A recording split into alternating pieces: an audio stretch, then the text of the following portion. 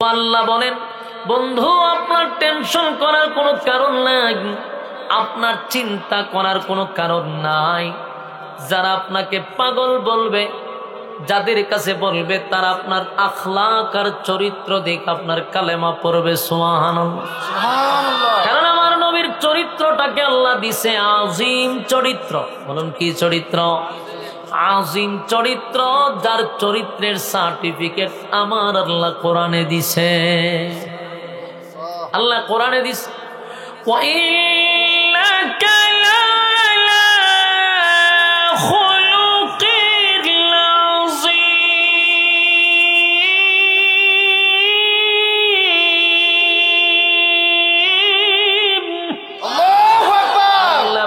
খুলুক আযীম আমি আপনাকে দান করছি, যার চরিত্রে কোনো তিল পরিমাণ স্পট নাই। তাই তারাও জানে আপনার আখলাক দেখলে কালেমা পড়বো, তাই পাগল বলছে আপনারা দেখে তারা কালেমা পড়ছে। বলল চিন্তার কোনো কারণ নাই। যখন তারা একে একে 4টা বিতর্কিত প্রশ্ন করে নবীরে আটকানোর চেষ্টা করছিল, কিন্তু ঘটনা এখানে মোড় দিল। 4টা প্রশ্নের জবাব আল্লাহ সূরা ইখলাস নাজিল কইরা জানায়া দেয়। সুবহানাল্লাহ। বলুন তাদের যে প্রশ্নগুলা ছিল সবগুলা প্রশ্নের উত্তর পাইছিনি? সবগুলার উত্তর পেয়ে গেল। মালিক একে একে সব প্রশ্নের জবাব দিয়া দিল, সব প্রশ্নের জবাব দিয়া দিল। এর বাহিরেও তারা আরো অনেক প্রশ্ন করছে। আপনার আল্লাহ ঘুমায়নি, আপনার আল্লাহ খায়নি, ঘুমায়নি, আপনার আল্লাহ বিশ্রাম নেয়নি। বলুন যিনি খোদা, যিনি মালিক, যিনি রব, তার কি কোনো ঘুম আছে? তার কি মরণ আছে? আল্লাহর মরণ নেই, ঘুম নাই। আল্লাহ বলেন আল্লাহু লা ইলাহা ইল্লাহু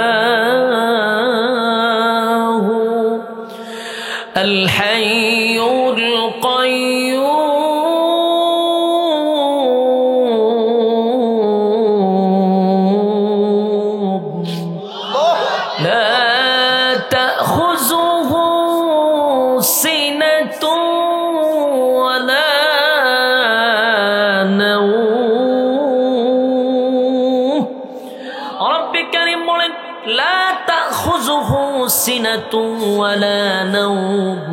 আমি আল্লাহর ঘুমও নাই, আমি আল্লাহর তন্দ্রাও নাই। সুবহানাল্লাহ। আমার মালিক যদি ঘুমায় যায়, বলুন তো দেখি, মালিক যদি ঘুমায় আর বান্দা যদি মালিকের কাছে হাত পাতায়া বলে মালিক আমি মুসিবতে পড়ছি, মালিক যদি ঘুমায় তাহলে বান্দার জবাব কে দিবে? আল্লাহ বলে বান্দা শুন, লা তাখুযুহু সিনাতুন ওয়ালা নাওম, আমি আল্লাহর ঘুম নাই, তন্দ্রা নাই, একটা সেকেন্ড আমি আল্লাহ ঘুমাই না। কেন ঘুমাই না? আমার বান্দা যদি মুসিবতের মধ্যে পড়ে যায়, গভীর রজনীতে, যখন রাতের 1টা 2টা গভীর রজনীতে, নিঝুম রাত্রিতে কোনো বান্দা বান্দি যদি মুসিবতে পড়ে যায়, সেই সময় যদি বলে আল্লাহ আমি মুসিবতে আছি, আমার মালিক যদি ঘুমায় তাহলে বান্দারে মুসিবত থেকে দূর করবে কে? তাই আল্লাহ বলে আমি ঘুমাই না, আমার ঘুম নাই, আমার তন্দ্রা নাই। বান্দা আমি 24টা ঘন্টার একটা সেকেন্ডও ঘুমাই না, আমার বান্দা কখন আমারে ডাক দেয়। সুবহানাল্লাহ। আল্লাহ বলে আমি ঘুমাই না। এই জন্য আল্লাহ বলেন বান্দা আমি তাকায়া থাকি কখন তুই আমার ডাক দিবি, এই অপেক্ষায় আমি আল্লাহ বান্দার মুখের দিকে তাকায়া থাকি। আফসোস আমাদের দেশের অধিকাংশ মানুষ মুসিবতে পড়লে আল্লাহরে ডাক না দিয়া মাজারওয়ালারে ডাক দেয়, বাবারে ডাক দেয়, পীররে ডাক দেয়। আল্লাহ কয় আমি ঘুমাই না তোর ডাকের সাড়া দেওয়ার জন্য, আর তুই মুসিবতে পইরা ডাক দিলি বাবারে। তুই যে সময় বাবারে ডাক দিস বাবা ঘুমায় গেছে, বাবার ঘুম আছে, কিন্তু আমার মালিকের ঘুম নাই, আমার মালিকের তন্দ্রা নাই। যুবক ভাইরা, তারা যতগুলা প্রশ্ন করছে সবগুলা প্রশ্নের জবাব আল্লাহ সূরা ইখলাসের ভিতরে দিছে। এই জন্য সূরা ইখলাসকে বলা হয় শানে এলাহি। এই সূরার ভিতরে শুধু আমার মালিকের শান, মান, মর্যাদা সম্পর্কে আলোচনা, এটার ভিতরে আর অন্য কোনো আলোচনা নাই। এই সূরার আরেকটা নাম হলো সূরাতুত তাওহীদ। এটার মধ্যে তাওহীদের আলোচনা। এই সূরার আরেকটা নাম হলো মারিফা। এই সূরার অসংখ্য গণিত নাম আছে, এর মধ্যে প্রসিদ্ধ নাম হলো সূরা ইখলাস, অর্থ হলো নির্ভেজাল খাঁটি। যুবক ভাইরা আমার, তাহলে তাদের প্রশ্ন কিন্তু পেয়ে গেল, সূরা কেন নাজিল হইল সেটাও আপনারা শুনলেন, সরল তরজমাও শুনলেন। আলোচনা সূরাটারে কয় ভাগ করছিলাম?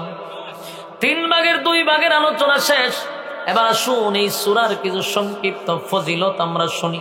রাজি আছেননি? এই সূরার সংক্ষিপ্ত ফজিলত হলো, এই সূরাটাকে বলা হয় কোরআনের 3 ভাগের 1 ভাগ। সুবহানাল্লাহ, সুবহানাল্লাহ। সূরা ইখলাস কুল আল্লাহ সূরা উম্মতি মুহাম্মদীর জন্য একটা নিয়ামত। এই সূরাটা আমাদের জন্য নিয়ামত। কেন নিয়ামত? কারণ এখানে অনেক মানুষ বসা, এখানে অনেক মানুষ যারা বসা রয়েছেন, যারা বৈশা রয়েছেন, এখানের মধ্যে অনেক মানুষ আছে যারা এই পর্যন্ত কোরআন শরীফ দেখে দেখে এক খতম দিতে পারে নাই। এমন লোক আছে না নাই? আছে। যে যার জীবনে একটা খতমও নিজে পইরা দিতে পারলো না। তাহলে আমার প্রশ্ন, কোরআন তো আমাদের জন্য একটা নিয়ামত। আমার নবীর উপরে আল্লাহ কোরআন নাজিল করলো, কোন নবীর উপরে কোরআন নাজিল করে নাই। এত বড় নিয়ামত পাওয়ার পরে যেদিন দুনিয়ার থেকে বিদায় হয়ে যাব, হাসরের মাঠে যখন আল্লাহ পুনরায় আমাদেরকে দাঁড় করাবে, বলুন তো দেখি সেদিন আমলনামা দেখার পরে আমলনামার মধ্যে দেখা যাবে একটা কোরআনের খতমও নাই। সেদিন আল্লাহর সামনে জবাব দেওয়া লাগবো নি? ওই কথা কই না, হ্যাঁ আমার ওয়াজ শুনিনি, আল্লাহ জানে। শ্রোতাও নাই, কথাও নাই, তা আমার ওয়াজ বাড়ি তো কেমন? আপনারা কি সবাই সজাগ না ঘুমাই গেছেন? গা সজাগ, ইচ্ছা করি মানে কথা কর না, বাপ লইতেছে। আচ্ছা, আমার পরে আপনারা যৎগান মারেন বাপ লইয়েন, কিন্তু এখন একটু কথা কন। বলুন, কোরআনের খতম আমরা অনেকে আছি দেখেও দিতে পারি নাই। তাহলে হাসরের মাঠে যখন আল্লাহ দাঁড় করাবে, কি জবাব দিবেন যে জীবনে একটা কোরআনের খতমও আমরা দিতে পারলাম না? এই বাচ্চাগুলো দূরে দেন, কোরআনের একটা খতমও দিতে পারলাম না। হাসরের মাঠে আমলনামা যখন দেখানো হবে, যদি ফেরেশতারা বলে কি ব্যাপার, তোদের পয়গম্বরের কাছে কোরআন নাজিল করলো, সেই কোরআনটা বুঝি একটা খতমও দিতে পারলি না, হায়রে দুর্ভাগ্য, আফসোসের সীমা থাকবে না। তাই আমাদের জন্য এই সূরা ইখলাস হলো একটা নিয়ামত। তাদিলু সূরাতুল ইখলাস সুলুসুল কোরআন। এই সূরাটা যদি কেউ 3 বার পড়ে, একটা খতম সওয়াব আল্লাহ আপনার আমলনামায় ঢোকায়া দিবে। জোরে কোন সুবহানাল্লাহ। বলুন, আপনাদের কোরআনের খতমের সওয়াব দরকার আছে না নাই? তাহলে আমার সঙ্গে পড়ুন, কুল হুয়াল্লাহু আহাদ আল্লাহুস সামাদ লাম ইয়ালিদ ওয়া লাম ইউলাদ ওয়া লাম ইয়াকুল লাহু কুফুয়ান আহাদ। একবার বললেন 10 বারের সওয়াব পাইছেন।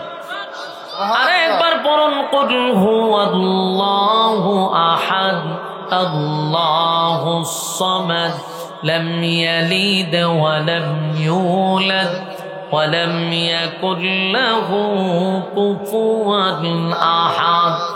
আরেকবার পড়েন, কুল হুয়াল্লাহু আহাদ আল্লাহুস সামাদ লাম ইয়ালিদ ওয়া লাম ইউলাদ ওয়া লাম ইয়াকুল লাহু কুফুয়ান আহাদ। যুবক ভাইরা, মুরব্বী বাবারা, এই মুহূর্তে যারা আমার সঙ্গে 3 বার পড়ছেন, আল্লাহর কসম প্রত্যেকের আমলনামায় এই মুহূর্তে আল্লাহ একটা খতম লিখা দিছে। তাহলে দেখেন, আজকের মাহফিলে যারা আসছেন, যারা বসছেন, যারা আসতে পারে নাই তারা কপাল পোড়া, যারা আসছেন তারার ভাগ্য কত ভালো যে একটা খতম কোরআনের সওয়াব নিয়ে আপনারা বাড়ি যাবেন। সুবহানাল্লাহ। তাহলে মাহফিলে আসার কারণে শ্রোতাদের জীবন সার্থক, কারণ একটা মাহফিল এসে একটা খতম কোরআনের সব নিয়ে বাড়িতে যেতে পারবো? যুবক ভাইরা আমার, তাহলে বলুন এই 3 বার পড়তে কি আপনি আমার 1 মিনিট লাগছে? 1 মিনিটও লাগে না। আমরা যদি নিয়ত করি প্রতিদিন 3 বার করে পড়ব, তাহলে আমল নামায় একটা করে কোরআনের খতম আমাদের আমল নামায় ঢুকে যাবে। প্রতিদিন যদি 1 খতম হয়, 365 দিনে 365টা খতম। মরার আগ পর্যন্ত পড়তে থাকলে আমল নামায় কত কোরআনের খতম জমা হবে। সুবহানাল্লাহ, সুবহানাল্লাহ। এই জন্য আমরা নিয়ত করব যে কম পক্ষেও 3 বার পড়ব। কথা হয় না? কম পক্ষে প্রতিদিন 3 বার পড়ব, এটা আমরা নিয়ত করতে হবে। এখানে শেষ না। কুল আল্লাহ সূরা যদি কেউ গণ পড়ে, যদি সেটা আমল করে প্রতিদিন পড়তেই থাকে, আমার মালিক তার সম্মান আর ইজ্জত আল্লাহ বাড়ায়া দেয়। জমিনে থাকতে আপনার ইজ্জত বেড়ে যাবে, পরকালে গেলে তো বাড়বেই, দুনিয়া তো বেড়ে যাবে। কারণ এই সূরা যারা বেশি পড়ে তাদের সম্মান আল্লাহ বাড়ায়া দেয়। কেমন সম্মান বাড়ে? ফেরেশতারা পর্যন্ত তার জন্য দোয়া করতে থাকে। আল্লাহর পয়গম্বর একবার যুদ্ধের ময়দানে গেছে যুদ্ধ করার জন্য। সাহাবায়ে কেরামদেরকে লইয়া নবী নিজেই সেনাপতি হইয়া যুদ্ধের ময়দানে গেল যুদ্ধ করার জন্য, মদিনার থেকে প্রায় 150 কিলোমিটার দূরে। হঠাৎ করে পয়গম্বর তাকায়া দেখে আকাশটা মেঘাচ্ছন্ন হয়ে গেছে। ঘটনা কি? এত রুদ্রের মধ্যে আকাশটা মেঘাচ্ছন্ন হয়ে গেল কেন? নবী আশ্চর্য হয়ে গেল। অন্ধকার লাগতেছে। ঘটনা কি? মরুভূমির মাঝখানে। এমনি নবী তাকায়া দেখে জিবরাইল আলাইহিস সালাতু ওয়াস সালাম সহ 1,40,000 ফেরেশতা নিয়া জিবরাইল জমিনে নামছে। আল্লাহু আকবার। 1,40,000 ফেরেশতা যখন জিবরাইলের সঙ্গে নামছে, আল্লাহর পয়গম্বর বলেন, জিবরাইল রে, আকাশটা কেন মেঘাচ্ছন্ন হয়ে গেল? আকাশটা কেন অন্ধকার হয়ে গেল? জিবরাইল বলে, হুজুর, আকাশ মেঘাচ্ছন্ন হয় নাই, আকাশটা অন্ধকার হয় নাই। কারণ আমি জিবরাইল 1,40,000 ফেরেশতা নিয়া জমিনে পদার্পণ করছি। আমাদের আসার কারণে সূর্যের আলো দেখা যায় না। আল্লাহর নবী বলেন, কেন আসছো? হুজুর, এই মুহূর্তে আপনার জানাজা পড়তে হবে। একজন মারা গেছে, আপনার সাহাবী মদিনায় মারা গেছে, আপনার জানাজা পড়তে হবে। আল্লাহর নবী বলেন, আমি কই আর মদিনা কই? প্রায় 1 থেকে 150 কিলোমিটার দূরত্ব। কে মারা গেল? বলে, হুজুর, আপনার মুআবিয়া ইবনে মুআবিয়া, উনি মারা গেছে। আল্লাহর নবী বলেন, তাহলে আমি জানাজা কেমনে পড়াবো রে? আমি যদি জানাজা পড়াইতে যাই তাহলে 2 দিন সময় আমার লাগবে সেখানে পৌঁছতে। এমনি জিবরাইল কয়, হুজুর, যাওয়া লাগবে না, মুসল্লির সাথে বেয়ে নিয়ে আইছি। 1,40,000 মুসল্লি আমরা সাথে নিয়ে আসছি। আপনি এই জানাজার নামাজটা এখানেই পড়াবেন যুদ্ধের ময়দানে। আল্লাহর নবী বলেন, কেমনে রে আমি এখানে জানাজা পড়াবো? বলে, হুজুর, বাকি ব্যবস্থা আমার মালিক আপনারে করে দিবে, আপনি কাতারবন্দি হয়ে যান। পয়গম্বর সাহাবায়ে কেরামদেরকে নিয়ে কাতার সোজা করলেন। প্রথম কাতারে ফেরেশতা 70,000, পরের কাতারে ফেরেশতা দাঁড়াইছে 70,000।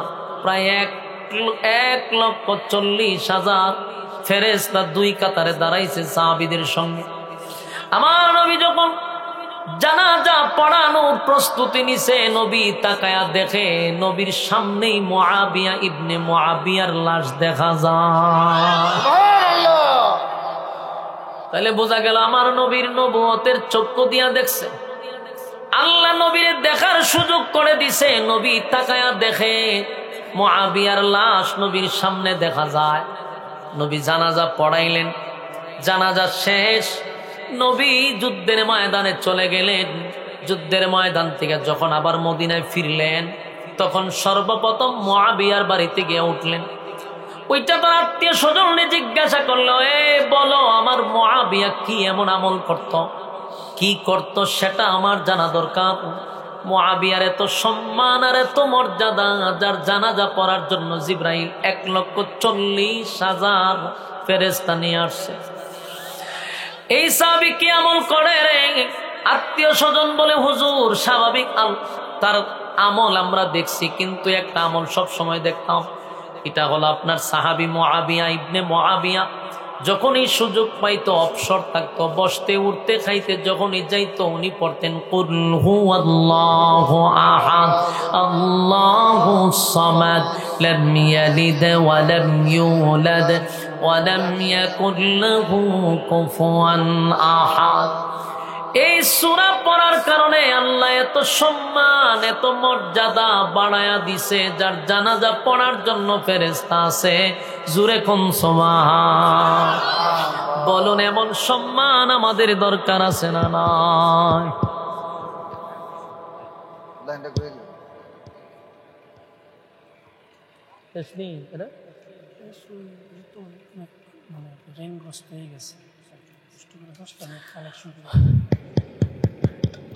টাইম তো আমার ওভার গেছে। এই আল্লাহ আসেনি, সূরা আসেনি, আপনারা আসেননি তো সবই আছে। কোরআনের সূরা কুল আল্লাহ সূরাও আছে, আল্লাহ আছে, আমরাও আছি। শুধু এখন আমাদের আমল করা দরকার। সম্মান যিনি দিবেন তিনি কে? কারা কারা প্রতিদিন কমপক্ষে 3 বার পড়বেন? হাত তুল্লা দেখায়া দেই। লিল্লাহে তাকবীর, লিল্লাহে তাকবীর। এই সূরাটা একেবারেই ছোট, খুব ছোট্ট একটা সূরা, কিন্তু এর ফজিলত ব্যাপক, ব্যাপক ফজিলত। সূরাটা একেবারেই ছোট, কিন্তু সূরাটার ফজিলতের অভাব নাই। তা'দিলু সূরাতুল ইখলাস সুলুসাল কোরআন। এই সূরাটাকে বলা হয় কোরআনের 3 ভাগের 1 ভাগ। সুবহানাল্লাহ আসেনি আপনাদের এলাকায়? থাকলে বলবেন। এই সূরাটাকে বলা হয় কোরআনের 3 ভাগের 1 ভাগ। তার মানে কি? 1 বার পড়লে 10 পারা, 2 বার পড়লে 20 পারা, 3 বার পড়লে 1 খতমের সওয়াব। সুবহানাল্লাহ। চিন্তা করেন কেমন সূরা। আর কোন সূরা আপনি 3 বার পড়লে 1 খতম হবে না, কিন্তু সূরা ইখলাস 3 বার পড়লে, ইখলাস মানে কি? কুল আল্লাহ সূরা, যেটা আপনারা চিনেন। এই কুল আল্লাহ সূরা যদি 3 বার পড়েন, 1টা খতমের সওয়াব আল্লাহ আপনার আমলনামায় দিবে। সুবহানাল্লাহ। তাহলে এমন একটি সূরা যেটাকে বলা হয় শানে এলাহি, আল্লাহর সম্মান মর্যাদা সম্পর্কে একটা আলোচনা। এই আলোচনাটা আমরা দিলের কান লাগায়া কথাগুলি শ্রবণ করার চেষ্টা করব ইনশাআল্লাহ। আমরা প্রথম আলোচনা করব সূরাটা কেন নাজিল হলো, এরপরে আলোচনা করব এর সরল তরজমা, এরপরে আলোচনা করব এর ফজিলত। আমরা যদি সূরাটাকে 3 ভাগে ভাগ করি, তাহলে আপনাদের বুঝতে শুনতে সুবিধা হবে। আসুন আমরা সূরাটা কেন নাজিল হলো এই বিষয়টা একটু আলোচনা করি। এই সূরা নাজিল হওয়ার মূল কারণটা ছিল মক্কাতুল মুকাররমায় রাসূলের জন্মের আগের থেকে বিভিন্ন ধর্মাবলম্বীরা ধর্ম প্রচার করত। এদের মধ্যে খ্রিস্টান, ইহুদি, মূর্তি পূজারী বিভিন্ন দল ছিল। এরা দিন প্রচার করত। তো দিন প্রচারের এক পর্যায়ে রাসূল আরবি সাল্লাল্লাহু আলাইহি সাল্লাম যখন দুনিয়াতে পদার্পণ করলেন, রাসূলের প্রায় 40 বছর যখন পূর্ণ হলো, এর আগ পর্যন্ত রাসূল কালেমার দাওয়াত দেন নাই, আদেশ করেন নাই, নিষেধ করেন নাই। যখন কোরআন নাজিল হলো, ঠিক তখন রাসূল সাল্লাল্লাহু আলাইহি সাল্লামকে আল্লাহ জানায়া দিল যে আপনি শুধু আজকের থেকে মুহাম্মদ না, আপনি হলেন মুহাম্মাদুর রাসূলুল্লাহ সাল্লাল্লাহু আলাইহি ওয়াসাল্লাম। তো আল্লাহ রাব্বুল আলামিন রাসূলকে অর্ডার দিলেন, আজকের থেকে আপনি একত্ববাদী, এক আল্লাহর দাওয়াত মানুষের কাছে পৌঁছায় দেন। এর আগে কিন্তু রাসূল দাওয়াত দেন নাই। এর আগে 40 বছরের ভিতরে রাসূলের কোনো শত্রুও ছিল না। সবাই রাসূলকে ভালোবাসতো, মহব্বত করত। যেদিন থেকে কালেমার দাওয়াত দেওয়া শুরু করলো, সেদিন থেকেই রাসূলের শত্রু শুরু হয়ে গেল। যারা রাসূলকে আগে ভালোবাসতো এরাই রাসূলের বিরোধিতা করতেছে। উদ্দেশ্য একটাই, একত্ববাদী খোদার দাওয়াত দেওয়ার কারণে।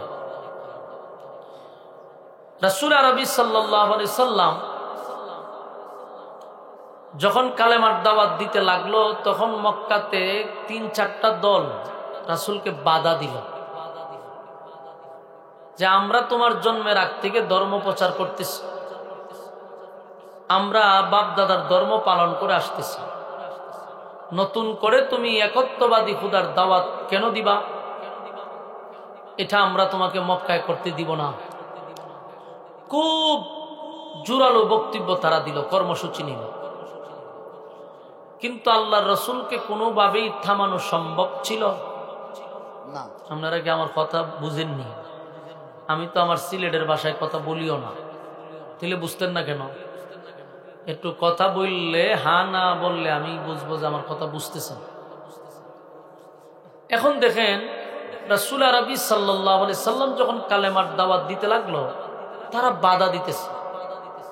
তো বাধা দেওয়ার এক পর্যায়েও প্রথম হুমকি দিল, আন্দোলন করলো, কোনো কাজ হইতেছে না। শেষে তারা রাসূলের চাচা আবু তালেবের কাছে গেছে। তখন উনি ছিলেন মক্কার সবচেয়ে বড় সর্দার, পাওয়ারফুল নেতা ছিল। তো নেতার কাছে গিয়া বলল যে আপনার ভাতিজা যে ধর্ম প্রচার নতুন করে শুরু করলো এবং নিজেকে একজন রাসূল হিসেবে দাবি করে, আমাদের মধ্যে বাপ দাদার ধর্ম পালন করতেছি আমরা, মাঝখানে উনি নতুন ধর্ম নিয়ে আসছে, এতে তো সমাজের মধ্যে ফাটল সৃষ্টি হবে, এতে তো আমাদের মধ্যে ঐক্য নষ্ট হবে। আপনার ভাতিজাকে বলেন সেজন্য কালেমার দাওয়াত দেওয়া বন্ধ করে দেন। তা আবু তালেব বললেন, সেটা তো আমি বলতে পারবো না, আমার ভাতিজা আসলে আমি বলবো। তো প্রথম অবস্থায় রাসূলের কাছে আবু তালেব বলছে যে ভাতিজা, তুমি অনর্থক সংঘাতে যাওয়ার দরকার নাই, মানুষ তোমার প্রতি ক্ষিপ্ত এই দাওয়াত দেওয়ার কারণে, এটা বাদ দেওয়া যায় না। রাসূল বলেন যে চাচা, এটা তো বাদ দেওয়ার জিনিস না, আল্লাহর পক্ষ থেকে আমাকে অর্ডার করছে, আমি মিশন নিয়ে আসছি, এটা তো বন্ধ করা যাবে না। চাচা তেমন কোনো ভূমিকা নিছে না প্রথম অবস্থায়। ঠিক আছে, ভাতিজা যেটা বুঝে করুক। কিন্তু যখন দেখলো মক্কাতে আরো পরিস্থিতি ভয়াবহ হইতে লাগলো, আবু জাহেল সহ, আবুল আহাব সহ মক্কার সবচেয়ে বড় বড় লিডাররা নবীর বিরুদ্ধে লেগে গেছে। তো তারা বহুভাবে বাধা দেওয়ার চেষ্টা করছে, গাল মন্দ করতে লাগলো, যারা কালেমা পড়ে তাদের উপরে নির্যাতন করতে লাগলো, বেদুরু মারতে লাগলো। এরপরেও রাসূলকে থামানো যাচ্ছে না। তখন তারা বললো যে একটা কাজ করি, দেখি আমরা মুহাম্মদকে লোভনীয় কিছু অফার দিয়া আটকানো যায় কিনা। তারা অফার নিয়ে গেছে, আবার চাচার কাছে গেছে, গিয়া বলল আপনার ভাতিজাকে তো আগে ওয়ার্নিং দিছি, কিন্তু সে কোনোভাবেই থামতেছে না। তাহলে শুনেন, আপনার ভাতিজাকে বলেন সে এই ফুলাফানগুলো সিলাইতেছে। আল্লাহর রাসূলের চাচা আবু তালেবের কাছে গিয়া বললেন আপনার ভাতিজাকে আপনি থামান, সে কি চায় বলেন, আমরা সব দিব। সে কি রাজত্ব চায়, আমরা তারে রাজত্ব দিব। সে কি নারী চায়, মদিনার মক্কার সবচেয়ে সুন্দরী নারী দিব। সে কি ধন সম্পদ চায়, তাও দিব। তারপরেও যেন সে কালেমার দাওয়াত না দেয়, এটা যেন বন্ধ করে দেয়। এটার উপরে উঠে না, সমস্যা না উঠলে যাবে। ঠিক আছে, এরপরেও যখন সে মানে না, বলল যে আমরা তার অফার দিলাম, দেখেন এই অফারে সে রাজি হইলে আমরা সব দিব, কিন্তু শর্ত হইল কালেমার দাওয়াত দেওয়া বন্ধ করতে হবে। রাসূল আরবি সাল্লাল্লাহু আলাইহি ওয়াসাল্লাম তাদেরকে কালেমার এই অফার আবু তালেবের কাছে বলার পরে আবু তালেব রাসূলের কাছে বলল যে ভাতিজা, আমার কাছে মক্কার সবচেয়ে দামি দামি লোকগুলো আসছিল, তো তোমাকে বারবার তো আমি বাধা দিলাম, তাদের পক্ষ থেকে আমাকে বলা, এখন তারা তোমাকে কিছু অফার দিছে, তুমি যদি মেনে নাও তাহলে তোমাকে তারা রাজত্ব দিবে, মক্কার সবচেয়ে সুন্দরী নারী দিবে, অর্থ সম্পদ দিবে, সব দিতে তারা প্রস্তুত, মক্কার নেতা তোমাকে বানায়া দিবে, তারপরেও তুমি কালেমার দাওয়াত বন্ধ করো। চিন্তা করেন এই অফার দেওয়ার পরে রাসূলের উত্তরটা কি ছিল? রাসূল বললেন, চাচা, যেগুলা বলছে সবগুলা দেওয়া সম্ভব, অসম্ভব কিছু না। যেগুলা দেওয়া সম্ভব না এগুলাও যদি আমাকে দেয়, আমার এক হাতে যদি সূর্য দেয়, এক হাতে যদি চন্দ্র দেয়, এটা কি দেওয়া সম্ভব? এটা তো অসম্ভব। এই অসম্ভব কাজটাকেও যদি তারা সম্ভব করে, তারপরেও আমার মিশন থেকে চুল পরিমাণও আমি লড়ব না। বুঝতেছেন কথা? চাচা বুঝতে পারছে যে না, মুহাম্মদকে কিনা সম্ভব না। তো তারা যখন পরবর্তীতে আবার আসছে যে আপনার বাতিজাকে অফার দেওয়ার পরে কি বলছে, বলল যে আমার বাতিজা বলছে তোমরা যদি সূর্য আর চন্দ্র আতই না দাও লাভ হবে না। মক্কার মানুষ চিন্তা করলো সর্বনাশ, টাকা দিয়েও কিনা গেল না। বলুন তো দেখি, সব নেতারা কি টাকা দিয়ে কিনা যায়? সবাই তার বিক্রি হয় না। মুহাম্মদ সাল্লাল্লাহু আলাইহি সাল্লামকে তারা এত লোভনীয় অফার দিছে, কিন্তু রাসূল বললেন যে না, আমার মিশন আমি চালিয়ে যাব। তখন তারা বলল, মক্কার মানুষ আবু তালেবের কাছে বলল যে আপনার বাতিজা যেহেতু আমাদের কোনো কথাই মানল না, তাহলে কিন্তু আমরা এখন থেকে তার ব্যাপারে অ্যাকশন নিব, আমরা তার উপরে আঘাত করতে বাধ্য হব। এই কথা বলতে আবু তালেব তরবারি বাইর করে বলল, এই কথা সাবধানে, সে আমার বাতিজা, আমার বাতিজার উপরে যদি কোনো ধরনের আঘাত আসে আমার এই তরবারি কাউকে ক্ষমা করবে না।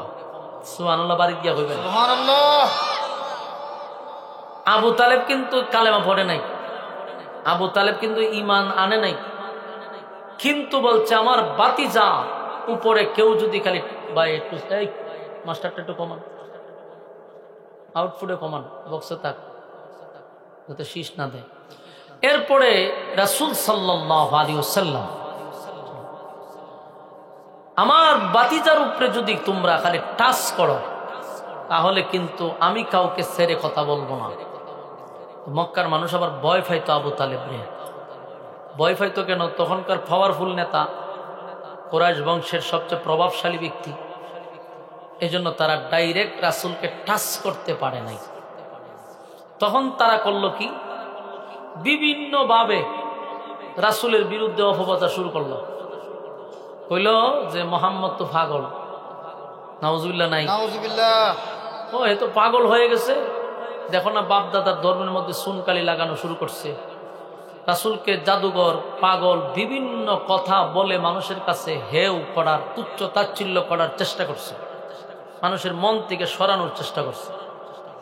এর না আমরা একটা মানুষের ভক্ত যদি থাকে, এই ভক্ত যদি আপনি তাদের মন থেকে সরাইতে চান তাহলে যতগুলো অপবাদ দেওয়া দরকার এই অপবাদগুলো দিয়ে মানুষের মন থেকে সরাইতে চান। যুগে যুগে আপনারা দেখছেন, গত 16 বছরও দেখছেন, অসংখ্য আলেমদেরকে শ্রোতাদের কাছ থেকে, পাবলিকের কাছ থেকে, মন থেকে, হৃদয় থেকে সরানোর জন্য কত চক্রান্ত করছে, কত ধরনের হেনস্থা করছে, যেন পাবলিকের মন থেকে আলেমদের মহব্বত, ভালোবাসা যেন সরে যায়। কত নাটক করছে, জঙ্গি বানাইছে, তারপরে বিভিন্ন অপকর্মের সাথে জড়িত করাইছে, মানুষের সামনে বুঝাইছে সে তো এরকম না, হে তো এরকম খারাপ।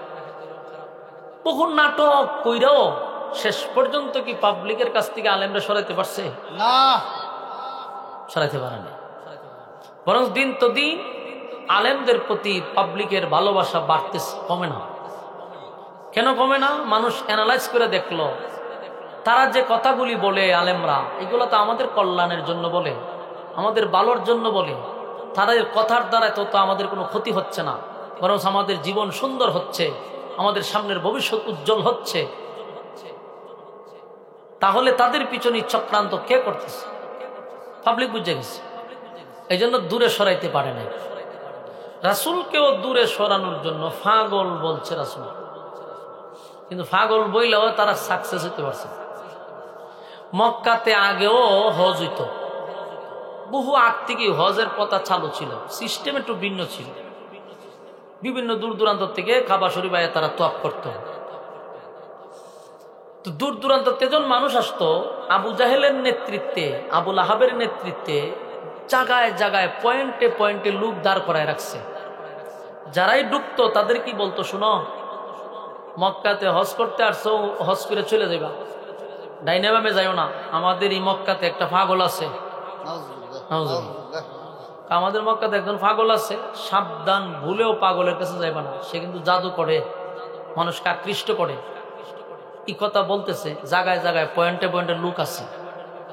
মানুষ শুনতেছে আর আশ্চর্য বলে, ঠিক আছে মানলাম, একজন লোক পাগলই হইল, কিন্তু পাগলের এই প্রচার প্রসার কেন করতে হবে?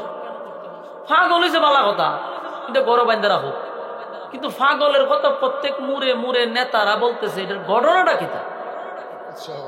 তাহলে পাগল তো এটা ছোট পাগল না, এটা আন্তর্জাতিক খ্যাতি সম্পন্ন পাগল। কথা হয় না?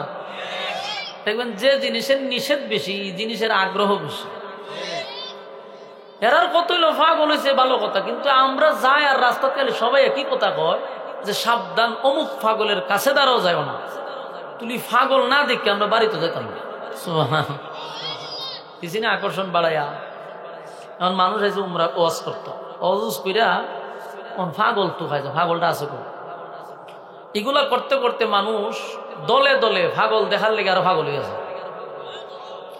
তো তারা খানা কাবার সামনে সাইডে গিয়া দেখে আল্লাহর রাসূল বৈশাখ কোরআন তেলাওয়াত করতেছে, সুবহানাল্লাহ, নবীর কোরআন তেলাওয়াত। কত মজা! আপনারা ওয়াজ করে কেমনে বুঝাবো? আল্লাহ যাকে নির্বাচন করছেন, নিজের হাতে যাকে গড়ছেন, সেই পয়গম্বরের কণ্ঠ কেমন হবে? সুবহানাল্লাহ।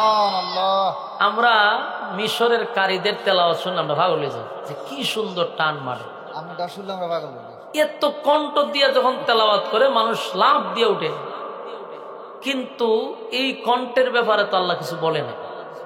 আর যারা আল্লাহ নিজে বানাইছে, সেই পয়গম্বর যখন তেলাওয়াত করে, তখন মানুষের অবস্থাটা কি হয়েছে? সুবহানাল্লাহ। এরা গেছে, যাওয়ার পরে গিয়া দেখে রাসূল তেলাওয়াত করতেছে। সব মানুষ প্রথম দেখাই এইভাবে তাকায় আছে, কারণ রাসূলের যে চেহারা, সুবহানাল্লাহ, কেমন চেহারা! পয়গম্বরের চেহারা দেখে অনেকের কিদা নিবারণ হয়ে যেত। যখন যান পৃথিবীতে এমন সুন্দর আছে যে যারা দেখলে পেটের কিদা নিবারণ হয়, পৃথিবীতে নাই। কিন্তু রাসূলের চেহারা মুবারক দেখলেই মানুষের তৃপ্তি আসতো, পেটের কিদা নিবারণ হয়ে যেত। সুবহানাল্লাহ। তো সব মানুষ গেছে, গিয়া নবীর চেহারার দিকে তাকাইয়া, এই যে তাকাইছে আর চোখ ফিরায় না, আবার শুনতেছে নবীর কণ্ঠের তেলাওয়াত, এত মজা, আবার এত সুন্দর চেহারা। মানুষ এক দৃষ্টিতে তাকাইয়া বলে যে উনি তো পাগল হওয়ার কথা না। সুবহানাল্লাহ। এই লোকের চেহারা, এটা তো পাগলের চেহারা। এরকম চেহারার লোক জিন্দেগিতে কোনোদিন দেখি নাই। সুবহানাল্লাহ। জিন্দেগিতে কোনোদিন এই চেহারা আমরা আর দেখি নাই।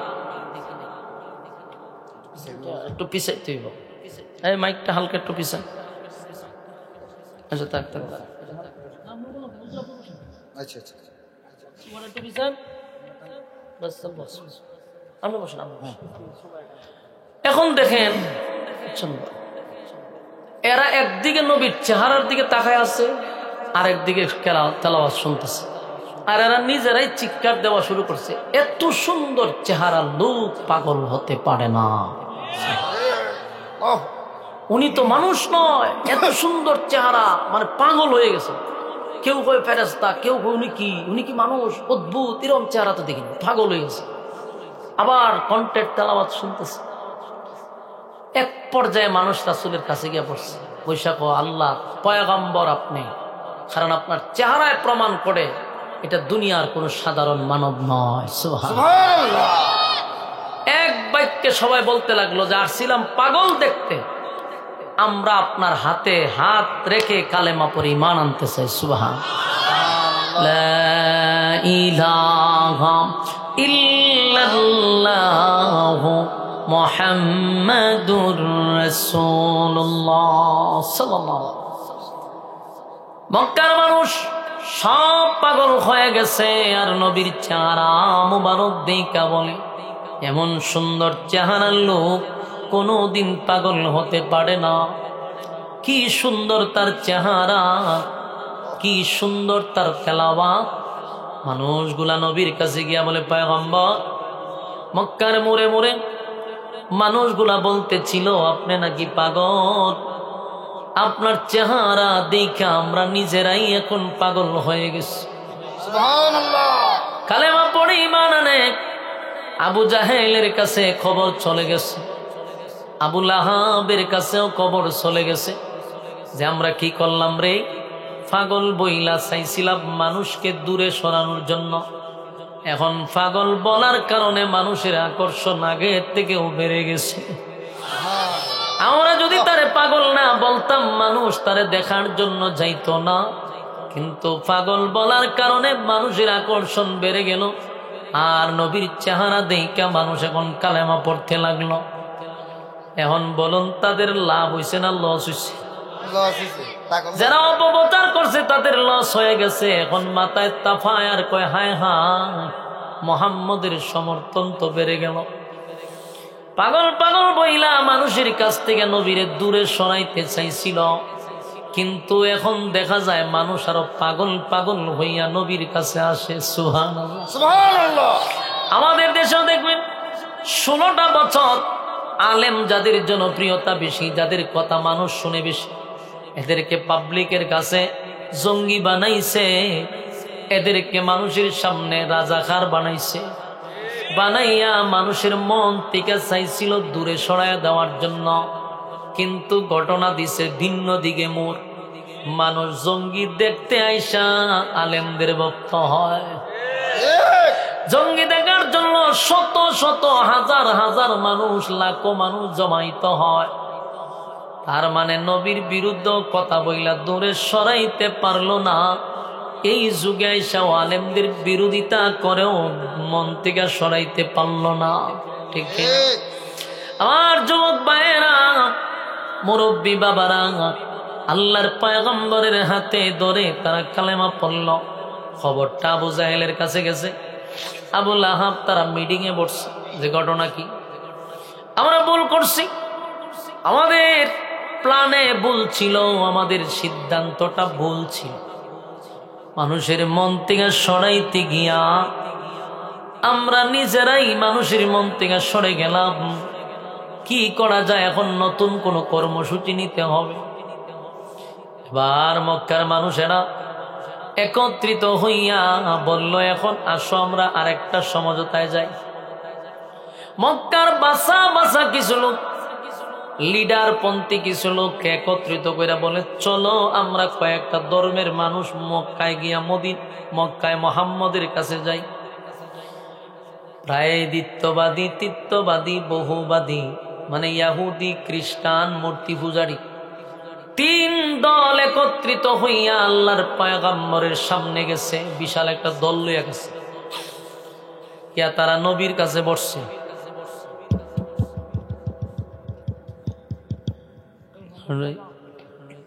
জেনারেটর আছে না?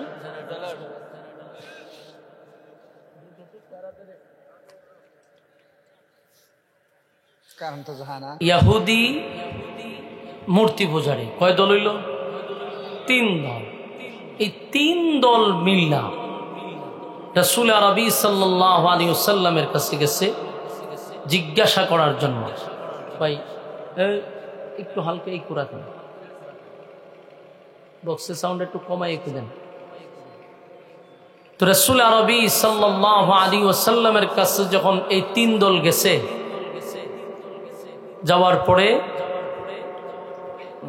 হালকা একটু রাখেন,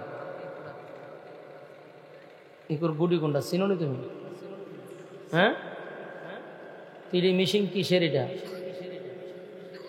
মিক্সার মেশিন অবশ্যই তো আছে এখানে, তুমি চিনো না তো তুমি কেন ধরছো? ওভারটার নাই কিছু।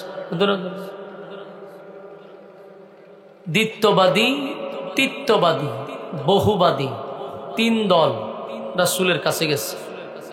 খুব মনোযোগ দিয়ে শুনলেন সূরাটা কেন নাজিল হলো, এই বিষয়টা সামনে আসবে। 3 দল, অনেক লোক তাদের নেতা কর্মী নিয়ে রাসূলের সামনে হাজির। তারা বলতে লাগলো, কারণ বহু যুদ্ধ তো হইছে এর ভিতরে, বহু কথাবার্তা হইছে, কোনোভাবেই রাসূলকে আটকাইতে পারে না। শেষে তারা গিয়া বলল, যাচ্ছা বলো, আমরা যারা আসছি আমরাও তো ধর্ম প্রচার করি, নতুন করে তো তোমার ধর্ম প্রচার করার কোনো কথা না। তুমি যেই আল্লাহর দাওয়াত দাও আমরাও সেই আল্লাহর দাওয়াত দিই। কথাটা কত সুন্দর না? এরা বলতেছে তুমি যেই আল্লাহর দাওয়াত দাও আমরাও সেই আল্লাহর দাওয়াত দিই, তাহলে নতুন করে তোমার কেন দিতে হবে? রাসূল আরবি সাল্লাল্লাহু আলাইহি ওয়াসাল্লাম বললেন যে শুনেন, আপনারা যেই আল্লাহর দাওয়াত দেন আর আমিও সেই আল্লাহর দাওয়াত দেই, কিন্তু আপনাদের আল্লাহ বলা আর আমি নবীর আল্লাহ প্রচার করার মধ্যে বেশ কম আছে। মুমিনের আল্লাহ বলা আর বিধর্মীদের আল্লাহ বলা কি সমান? না। আপনাদের এলাকায় হিন্দু আসেনি? হিন্দু আছে। হিন্দুদেরকে ভালো মন্দ জিজ্ঞাসা করলে দেখবেন বলে যে উপর আল্লাহ ভালো রাখছে। অনেক হিন্দুরা বলে আল্লাহ ভালোই রাখছে, এরা আমাদের সাথে তাল মিলাইয়া বলে আল্লাহ ভালোই রাখছে। তো তাদের আল্লাহ বলা আর মুমিনের আল্লাহ বলা কিন্তু এক না। কারণ আমরা যে আল্লাহকে আল্লাহ বলে বিশ্বাস করি, ওই আল্লাহ বিশ্বাস করার মধ্যে কোনো বেজাল নাই, আর তাদের আল্লাহ বলার মধ্যে বেজাল আছে। এই জন্য আমি যে সূরা আপনাদের সামনে তেলাওয়াত করছি, কুল হু আল্লাহ সূরা, এটার নাম হইল সূরা ইখলাস। ইখলাস শব্দের অর্থ হলো খাঁটি।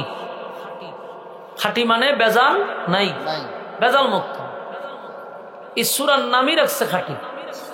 তার মানে তাদের আল্লাহ বলাটা বেজাল, আমাদের আল্লাহ বলাটা হলো খাঁটি, কোনো বেজাল নাই।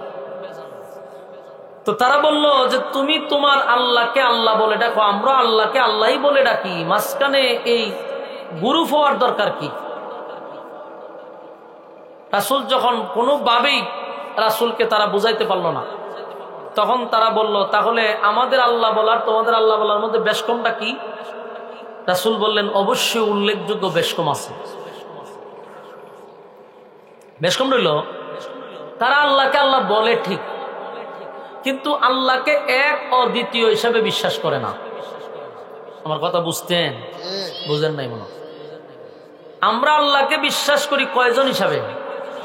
এক অদ্বিতীয়, আল্লাহ ছাড়া কোনো মাবুদ নাই, কোনো ইলাহ নাই, সাথী নাই, সঙ্গী নাই, উনি এক অদ্বিতীয়।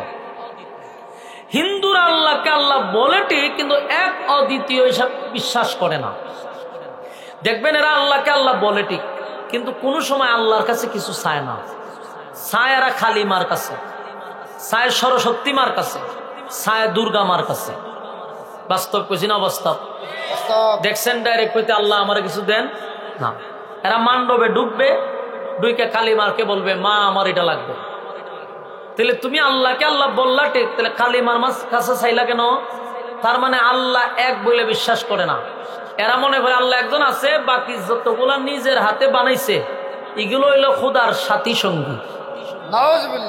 এই জন্য রাসূল বলেন যে আপনাদের আল্লাহ বলা আর আমার আল্লাহ বলার মধ্যে উল্লেখযোগ্য বেশ কম। তখন তারা কোনোভাবেই রাসূলের সাথে কুলায়া উঠতে পারতেছে না।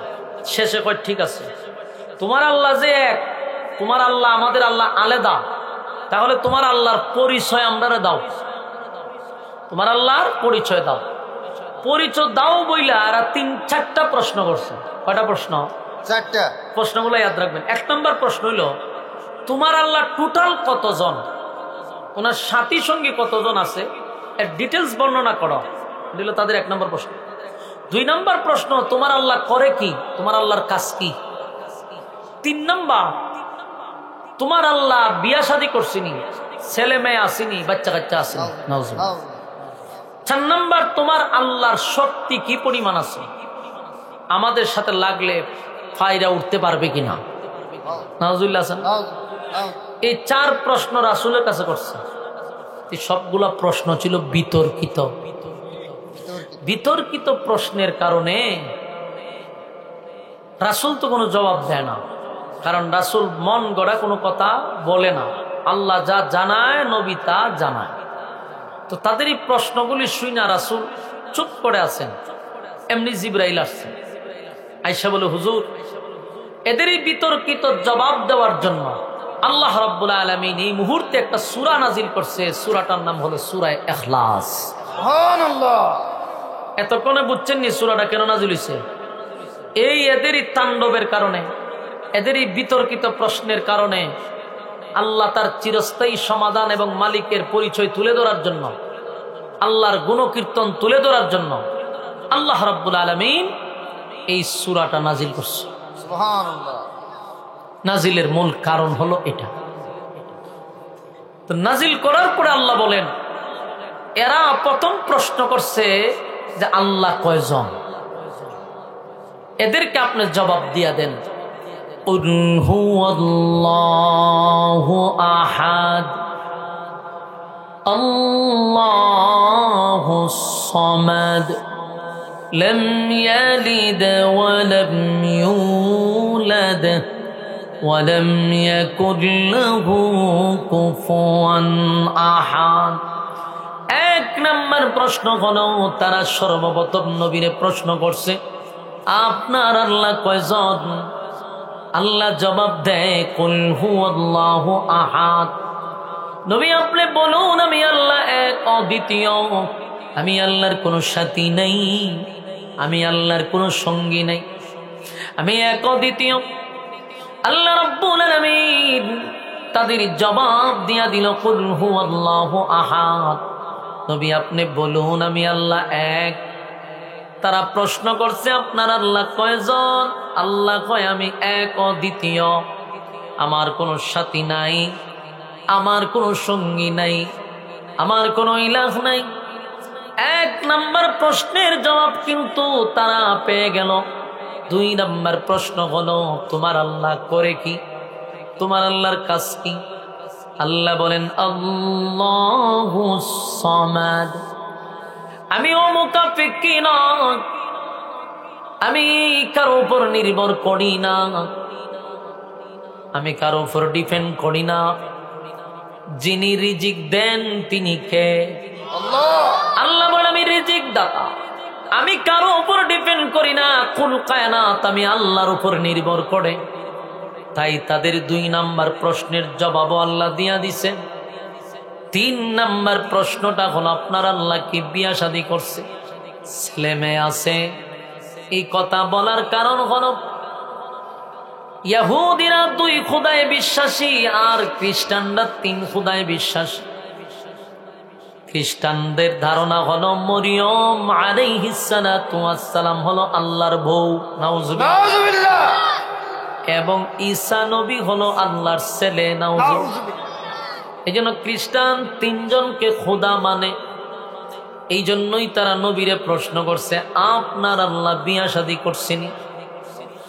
আমার মালিক তখন 3 নম্বর প্রশ্নের জবাব দিয়া দিল।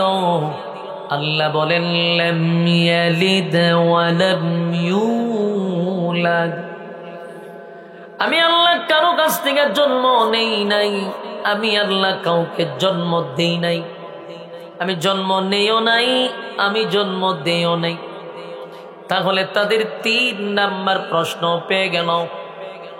4 নম্বর প্রশ্ন হলো, আপনার আল্লাহর ক্ষমতা কি পরিমাণ, ওনার শক্তি কি পরিমাণ, এটা কি আমরা জানতে পারি? আল্লাহ তখন এটাও জবাব দেয়, ওয়ালাম ইয়াকুল লাহু কুফুয়ান আহাদ। আমার সমকক্ষ কেউ নাই, আমার সমতুল্য কেউ নাই। একে একে তারা নবীর বিভিন্ন ধরনের বিতর্কিত প্রশ্ন করে আটকানোর চেষ্টা করলেও আটকাতে পারে নাই। এর আগেও পাগল পাগল বইলা নবীর বিরুদ্ধে কত অপপ্রচার করল, জাদুঘর বইলা মানুষকে নবীর কাছ থেকে দূরে সরাইতে চাইল, কিন্তু